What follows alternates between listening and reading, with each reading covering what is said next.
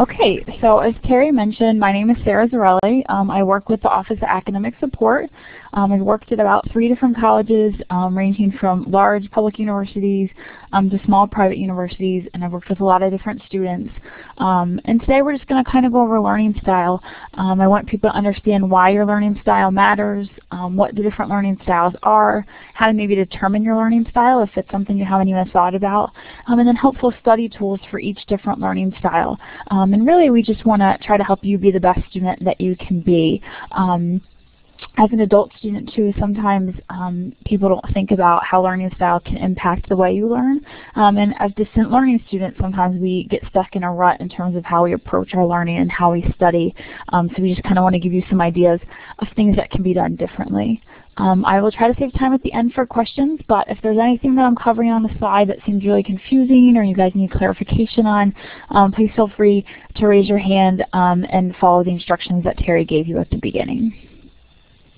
So first, why does learning style matter? Learning styles are a way to classify how people approach and learn information. And knowing your style is going to help you learn how to best to approach your work, studying, and various other situations. Even your day-to-day life, knowing how you learn best can possibly help you figure out how to handle different situations and how to approach them differently. Sometimes we tend to get in a rut and we think that everyone learns the same way and that there's only one appropriate way to study, and we kind of want to debunk that myth by going through the different learning styles. So what are the different learning styles? Typically they're broken down into 4 areas. Visual, which is pretty self-explanatory. That's usually the seeing aspect of learning. Auditory, which is generally the hearing aspect of it. Kinetic and tactile, usually that's associated with touching, but we will go through some information about that, and it's also associated with using all of your senses when studying or approaching learning.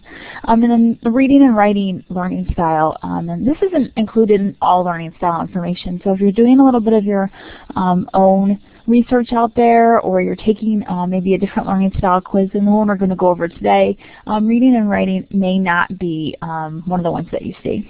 So we just quickly want to do a poll, and if everyone can say what they think their learning style is, you'll see that there are letters added below the list of participants, and you can just select, just click on which letter you think associates with your different learning style.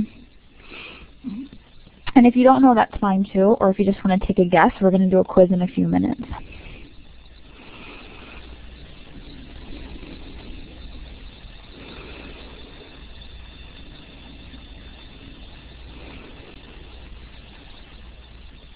All right, it looks like we're a little across the board right now.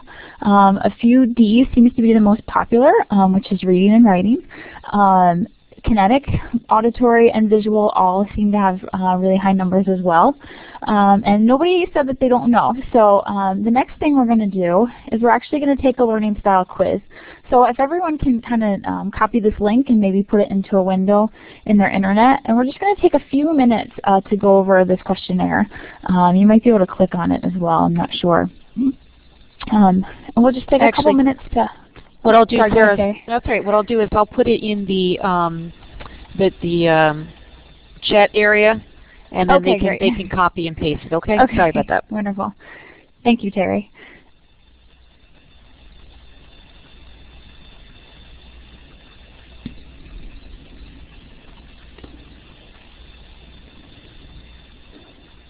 And we're just going to take a minute to go over the quiz. If everyone can kind of go through it when they get the chance, once Terry gets that link up there, I'll post it as well.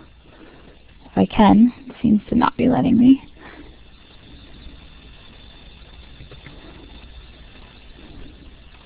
There we go. Terry's got it up there. So you can just go to that link and go ahead and take the little quiz yourself. We'll just take a couple minutes. It's one of the shorter quizzes that's available, and like I said, there are a lot of different quizzes that are offered to learn what your learning style is. But this is just one of the quick ones that I wanted to go over today. So I'll be quiet for a few minutes so you can actually take it.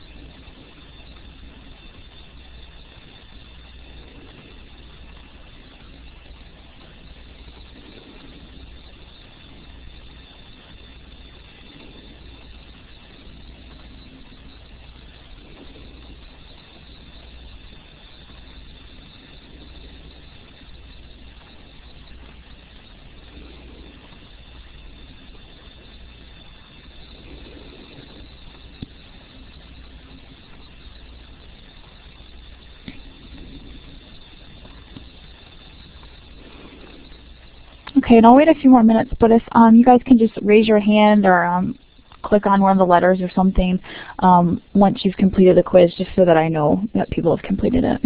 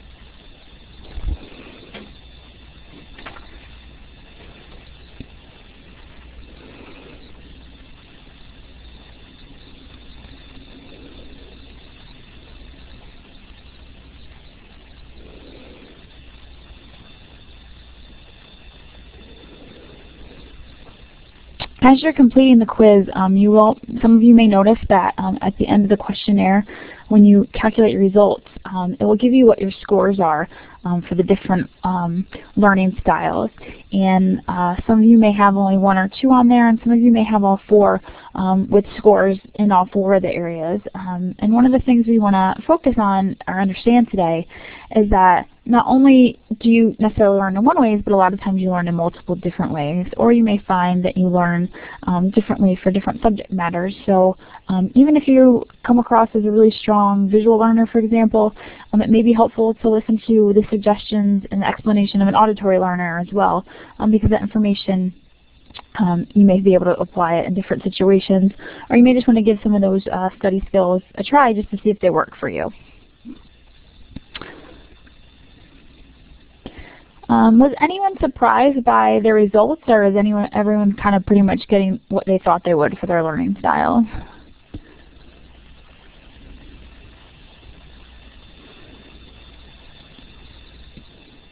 Pretty silent group today. If anyone has any comment. Okay, Marie, you were surprised. And why was that? What did the quiz say that you were?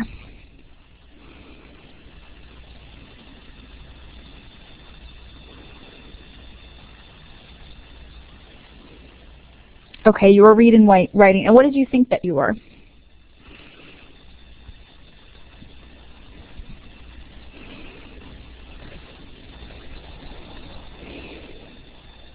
And you thought you were audio. Okay, and I think that's why the quiz is a good idea. Helen also was a strong reader right there. One of the things the quiz does is it does help you tune into different styles that you may not think you are, but just because it says that, don't ignore the audio side too, Marie, because if you really think you are an audio learner, this quiz may just not have tapped into that exactly. You may be that way in certain situations and not in some of the ones that the quiz tried to play on. Okay, so we're going to move forward. We're going to cover each of the different learning types. We're going to go over different ways to take in information as well as some study skills. So I just recommend that everyone kind of pay attention to all of it. It never hurts to try out new ways, even if you thought you got a 0 on visual learner. It might be something different that you want to try.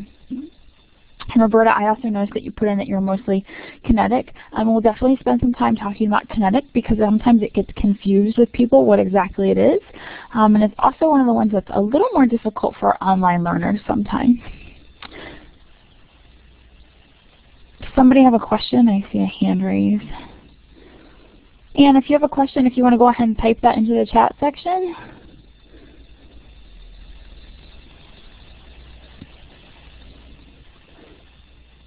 Oh, okay, great. You're reading and writing as well. Okay, so we have a pretty good group so far already that's reading and writing. So we'll definitely spend some time on that.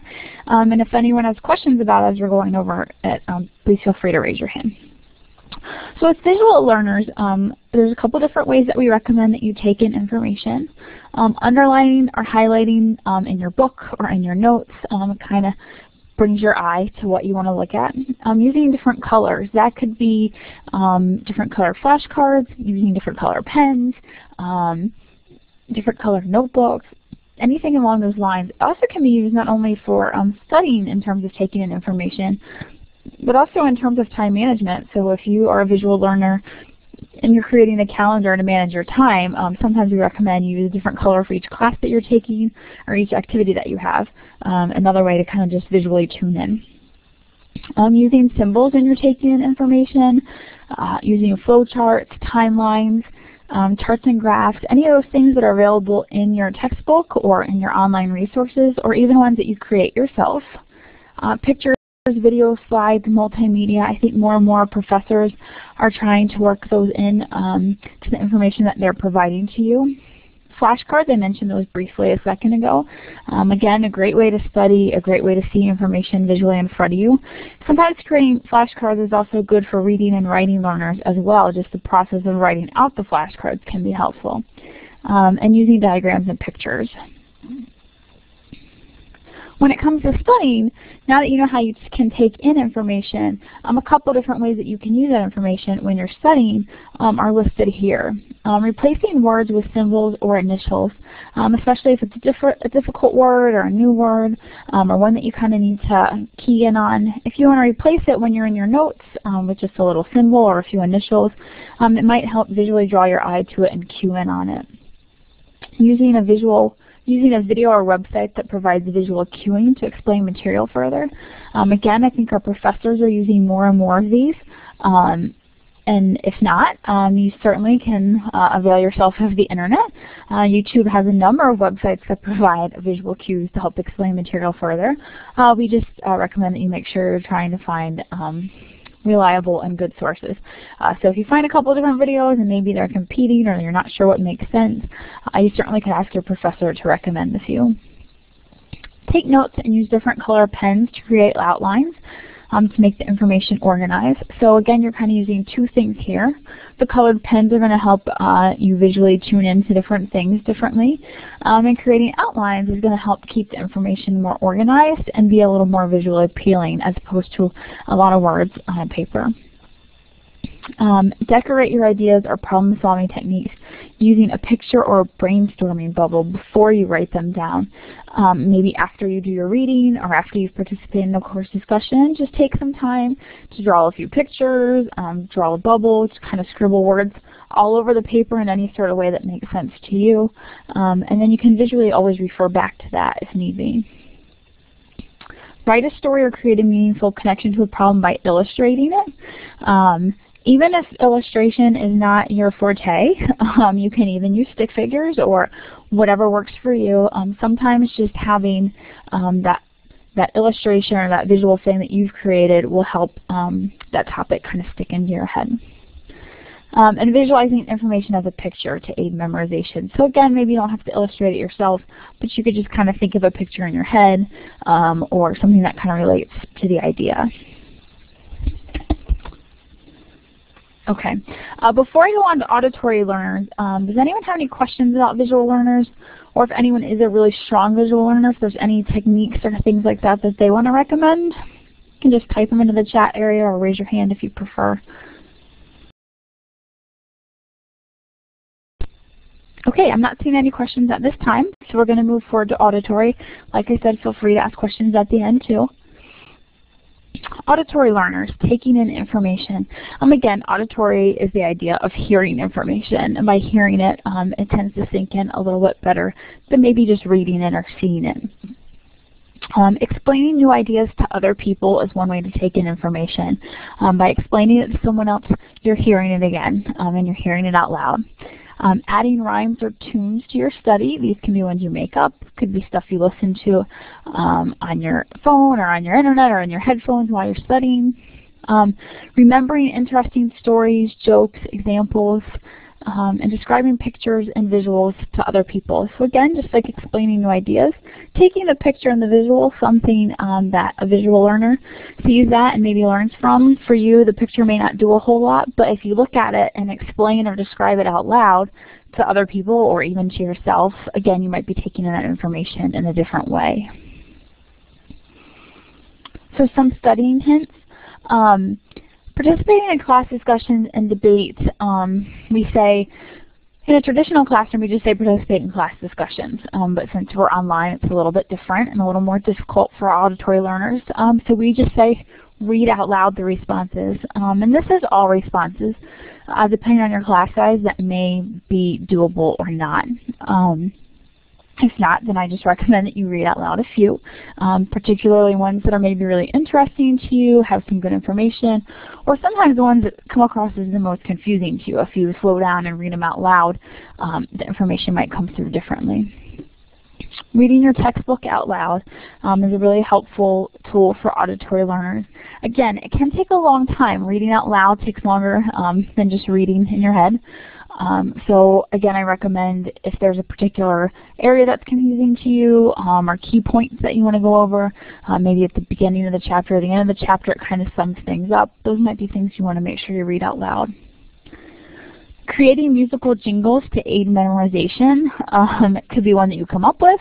It could be one that you find online. I know when I was in elementary school, I had to memorize all the Explorers, and my sister made up a rap for me, and that was the only way that I was able to kind of memorize it. So again, it was kind of cheesy, but it worked for me, and I was able to remember them come test day. Discussing your ideas verbally is a great way, kind of what we talked about earlier, discussing your ideas or new information you're learning with someone else. Discussing it with someone else not only helps you hear it out loud, but it helps someone else point out maybe things that aren't that clear when you're explaining them, or it may help you come up with areas that you realize that you're not that clear on yourself. Using verbal analogies and storytelling to demonstrate your point. Coming up with a story that corresponds with something that you're studying or doing, be it a personal story or one that you just created. Again, we'll kind of put that auditory spin on things. When it comes to auditory learners, one of the other things that I recommend, especially if you have a family, one way to get your family involved, I had a student who did this all the time, is he would explain his course information to his daughters, and they were little. So they didn't really know what he was explaining, but he would try to put them in terms that they would, and they always liked it because they said that they were helping Daddy do his studying and helping him with his homework. And he liked that because not only did it involve his daughter, so he felt like he wasn't, ignoring them a whole lot. It also helped him hear his ideas and his thoughts out loud. So it did provide a connection between the family and his learning style. And I thought it was a really great way to see an adult learner come up with an inventive way to involve his family as well, because I know that that's difficult for a lot of people to figure out how to work the children into things like this. Again, before we go on, are there any questions or thoughts about auditory learning that anyone wants to cover now? Again, you can just type them into the chat section or raise your hand.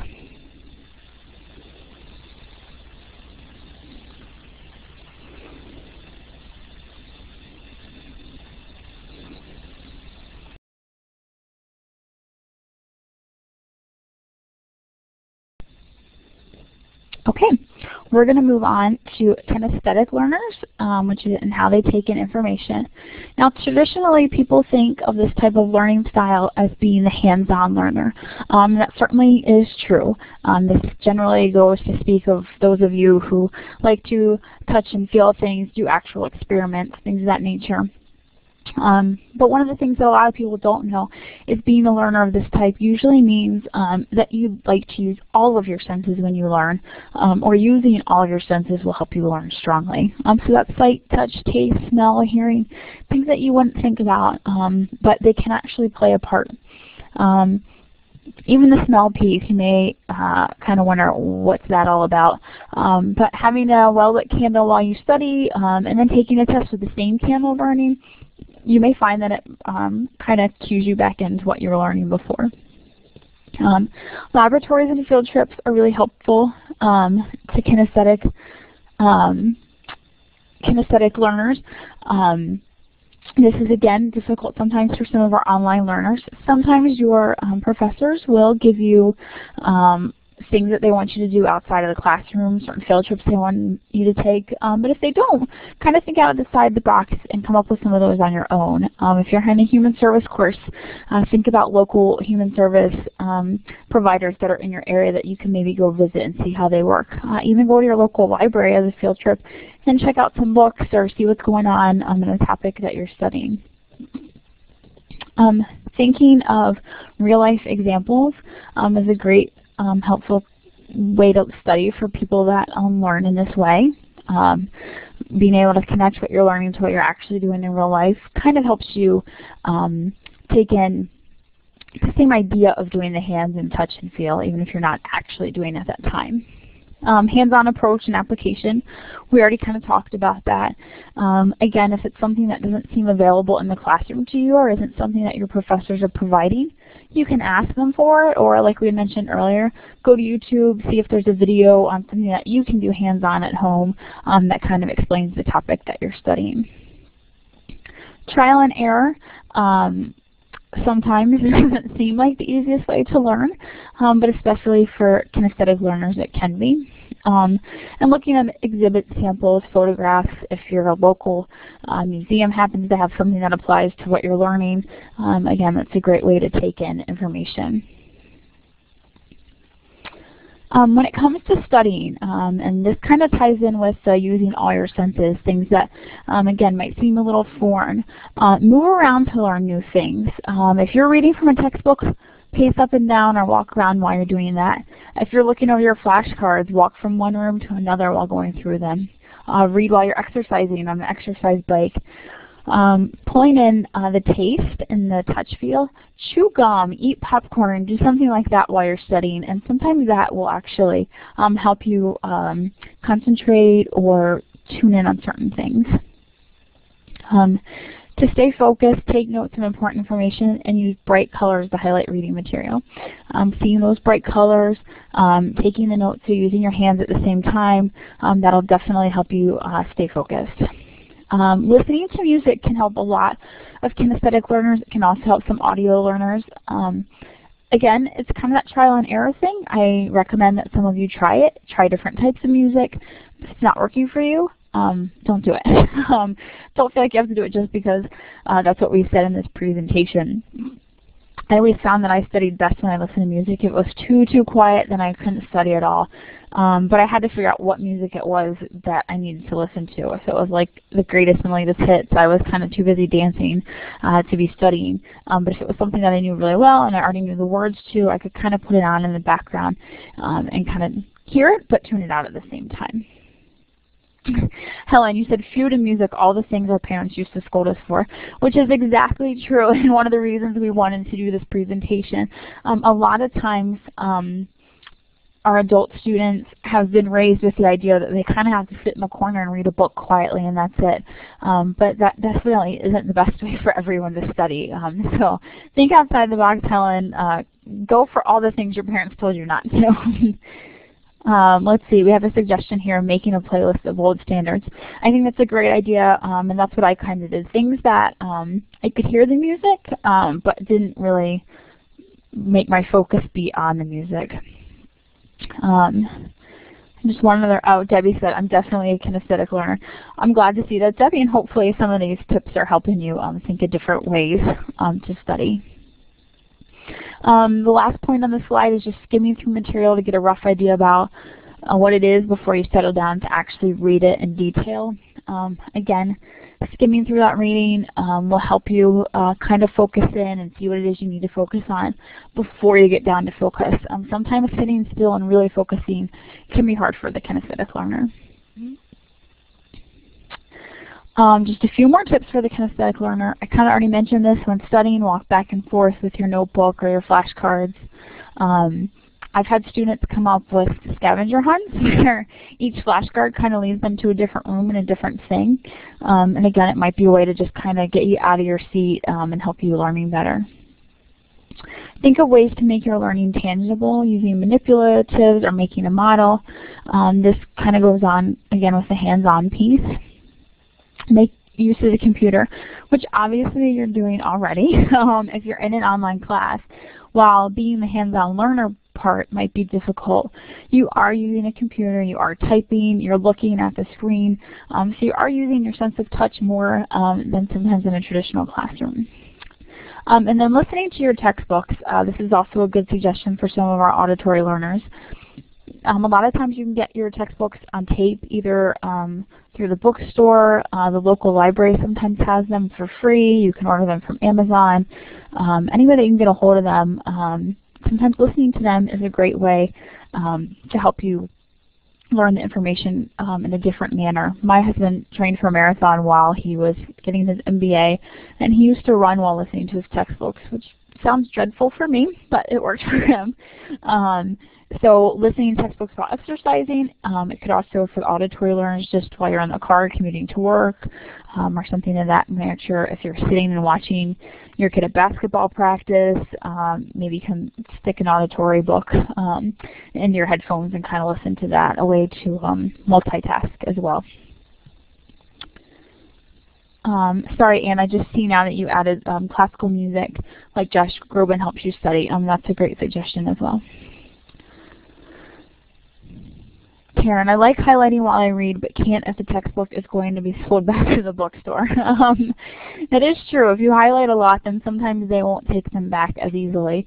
However, there are websites that will take them back with some highlighting, Amazon, Chegg, things like that, so don't always let it hold you back. Or think of other ways that are similar to highlighting but don't actually go in the book. So taking notes on a piece of paper, but maybe just quickly jogging down notes, or jogging down the page number or the paragraph number of what it was that you wanted to use, using some of the symbols that we talked about for the visual learner. Sometimes that will have a similar effect if you want to avoid the highlighting. Also, Helen mentioned, which is what I was going to say, you can Xerox the page and then highlight in them. Or sometimes your instructor will allow you to access your textbooks online, and then you could kind of highlight with like a tool in Adobe or something like that. Another suggestion. Go. Okay. Another suggestion is Post-it notes, possibly, with notes that highlighting some of that information that's sticking out of the book. That's, a bookmark basically. I mean, that can get a little messy, but if you've got a point that you want to remember in that area, use a Post-it note and then put a note on it. That's a great idea, Tara. And I actually have those new Post-it notes that are like sticky and clear on one side and then colored on the other side, so you can actually put them throughout your book as different tabs kind of in different areas, and that's a good way too to kind of note areas that you want to go back to or certain pages that were strong and important. Jerry, let's see, you said you once recorded yourself reading a chapter. That's a really good idea. Recording yourself, recording others talking about the information. Sometimes your professors will put auditory recordings up for you as well, and that's another good way to hear the information.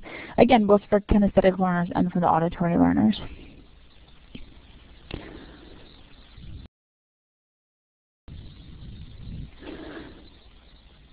Okay. I'm just going to move on to reading and writing for a minute because I want to make sure we cover everything. I'm glad that we're having a lot of discussion here with kinesthetic, and definitely keep it up as we go on to the next one. Reading and writing learners for studying. There's not a whole lot of information out there for reading and writing learners because it's pretty much self-explanatory. It's reading and writing. So there's not a whole lot of new and different hints when it comes to reading and writing. What I do suggest for people that rank high on reading and writing is that you do some of these suggestions, but that you also try out some of the ones for the other learning styles, just to see if something works for you differently, especially in different subjects. Sometimes being a reading and writing learner doesn't apply to every subject, and sometimes you need some hints from the other learning styles that we've covered.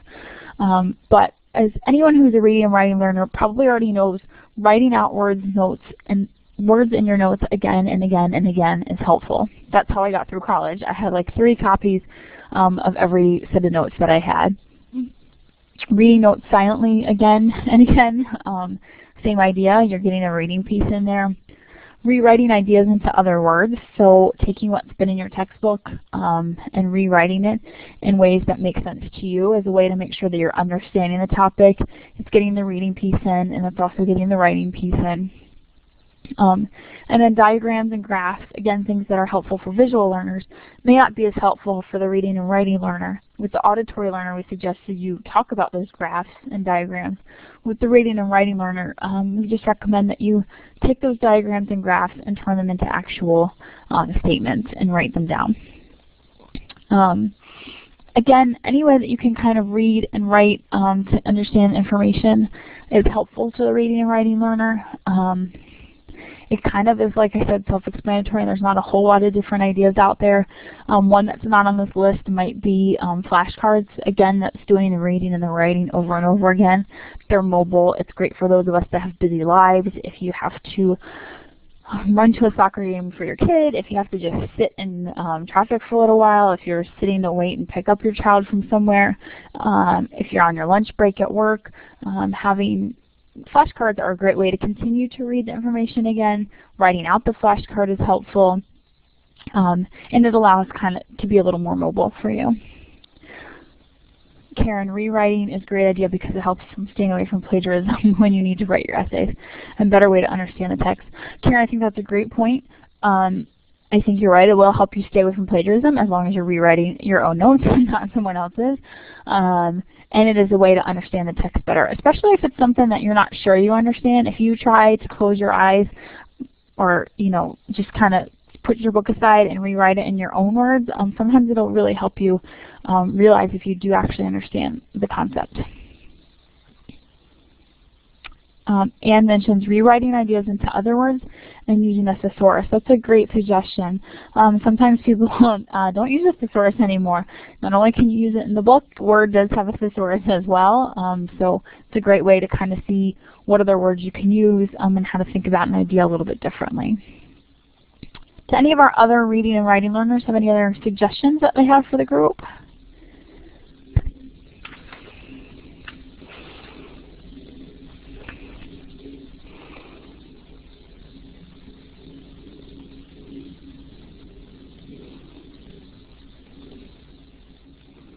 Okay, well that's a quick overview of the 4 areas.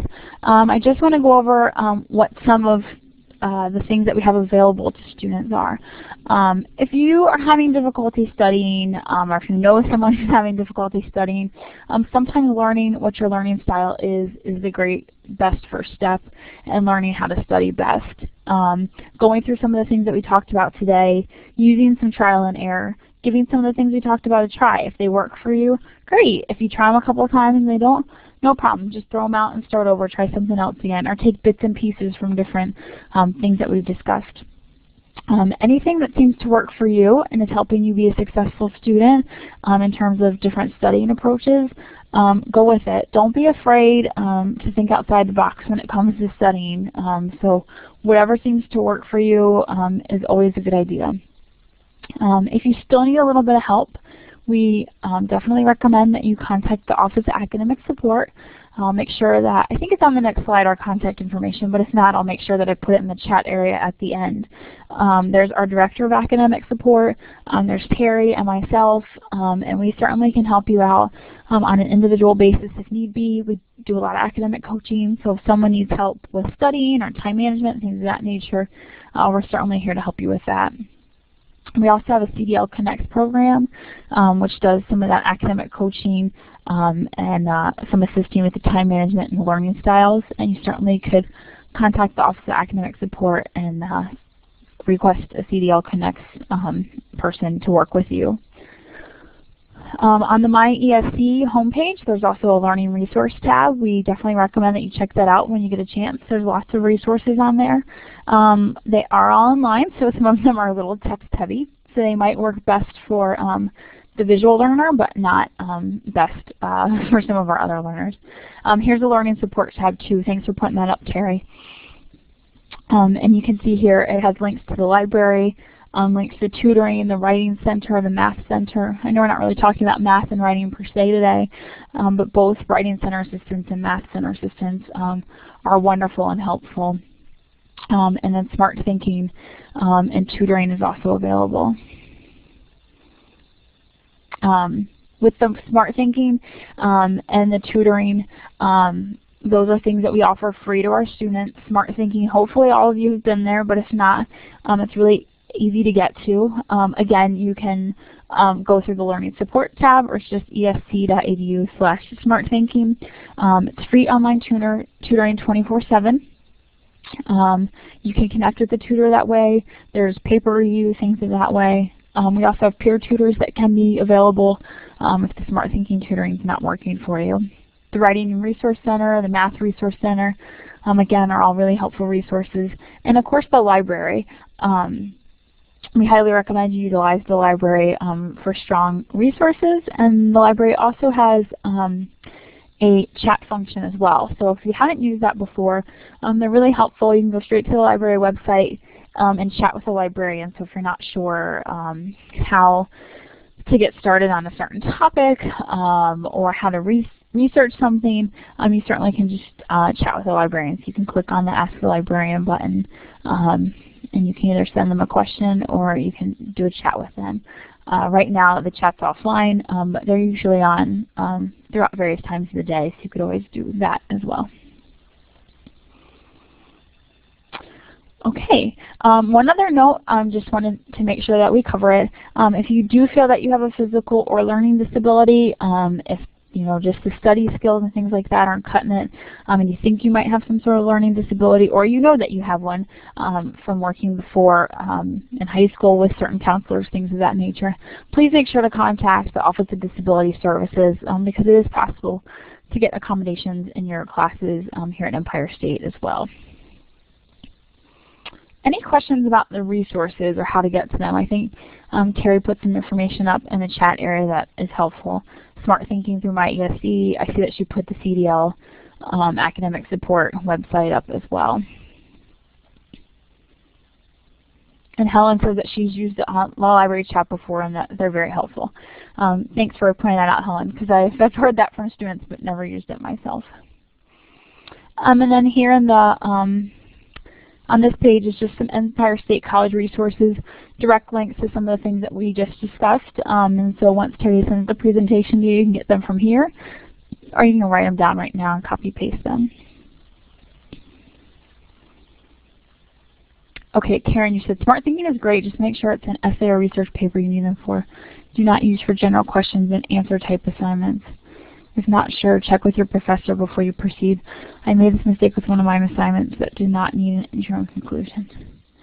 Okay, so Karen, with the, I think you're referring to the paper review piece on the smart thinking. So if you're kind of doing a general assignment, this paper review they might tell you need an intro and a conclusion and a formulated essay. So that's good, helpful advice there too.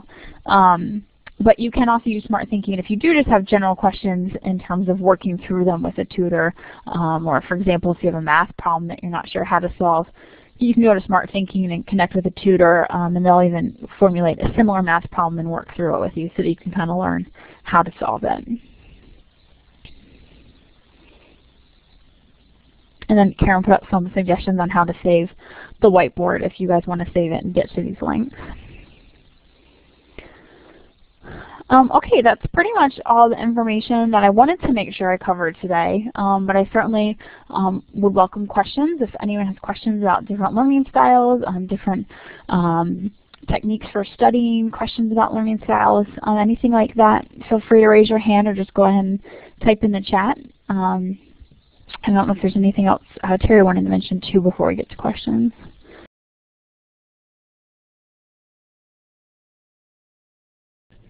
I guess the only comment that I have, I know that when I assign students a tutor, the one thing that I suggest sometimes is that the students share with the tutor their learning style. And I think that also makes a huge difference of how the tutoring sessions progress.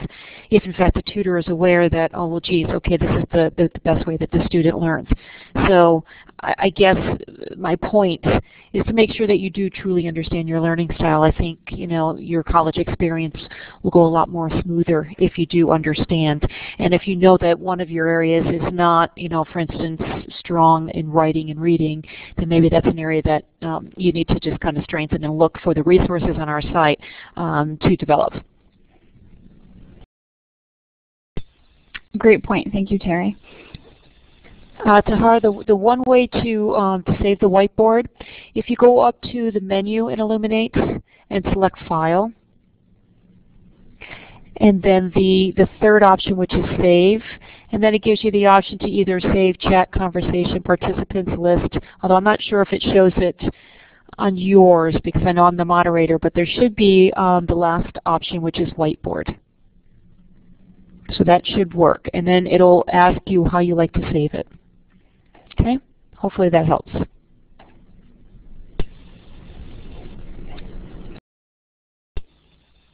Debbie, thank you for your feedback. We hope that everyone's kind of just seeing maybe some different suggestions or things that you haven't thought of before. The biggest thing that I just want to reinforce is that there's no wrong way to study unless you're plagiarizing or something like that. But in terms of studying, if it's working for you, great, stick with it. If you kind of feel like you're in a rut or you feel like your studying is not working for you, try some different techniques and don't be afraid of them. And don't be afraid of the trial and error. And then also don't be afraid to ask for help. So if we covered something today and you're not quite sure how to approach it, or you want some additional information, please let us know. I'm going to put my email address up in the chat section now, so if you want to email me after the presentation or at any point, certainly feel free to do that as well. And then certainly feel free to contact the Academic Support Office as well if you come up with any questions that you had. Okay, Tahara, when you go to save, okay, it's going to give you a couple options.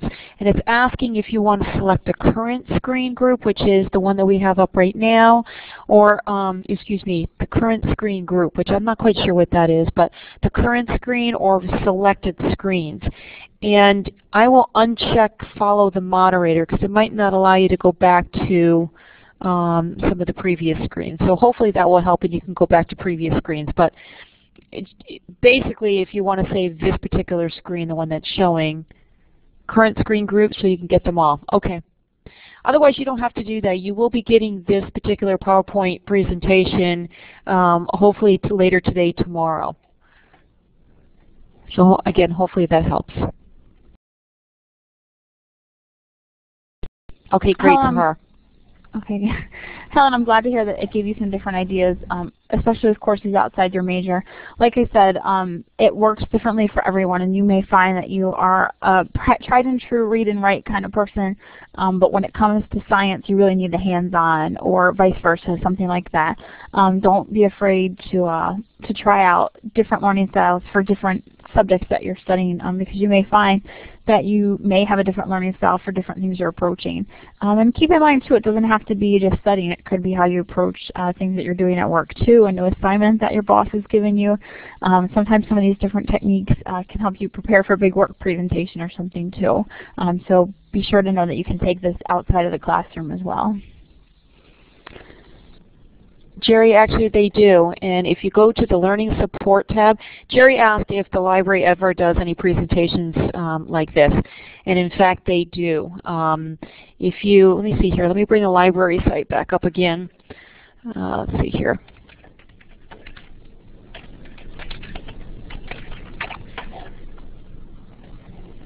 If you go, let's see if I can find the workshops over here. If not, I can bring you to another selection, another area. Library workshops. So on this page, if you go all the way to the end, it says library workshops. And if you scroll down a little bit further, okay, the next workshop, actually it took place Monday, Tuesday, which actually is today, it's not the 9th. unless they're going to do it Thursday, I'm not quite sure, is Better Sources, Better Papers.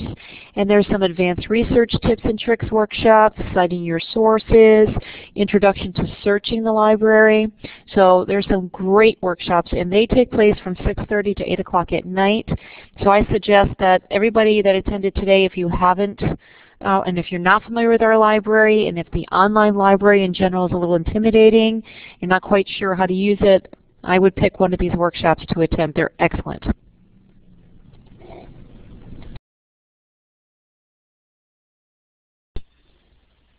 We still have some time left, so I see, Anne, that you have a hand raised. If you want to go ahead and type your question in. And if anyone else has any questions, feel free to put them in the chat area, because we do have some time left. And if not, then you can feel free to exit the chat as well if you'd like to. I also want to make one more point too on the workshops. If you're close to one of our centers, the centers also offer some workshops on site as well as some online workshops. So feel free too to attend one of those. You do not have to attend all CDL online workshops. Again, if you're close to one of the centers, you're definitely, those are available to you as well.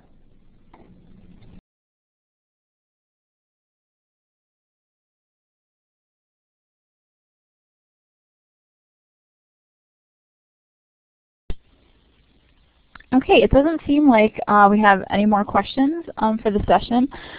So I thank everyone for coming.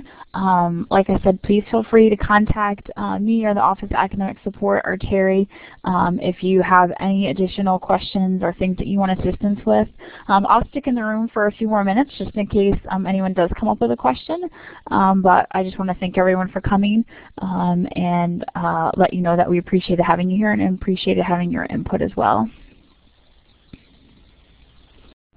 Tahar, the center workshops, well, how do you hear about the campus CDL workshops? I would say there's center workshops. If you, in fact, go to your ESE, My ESE, and actually I'll bring it up.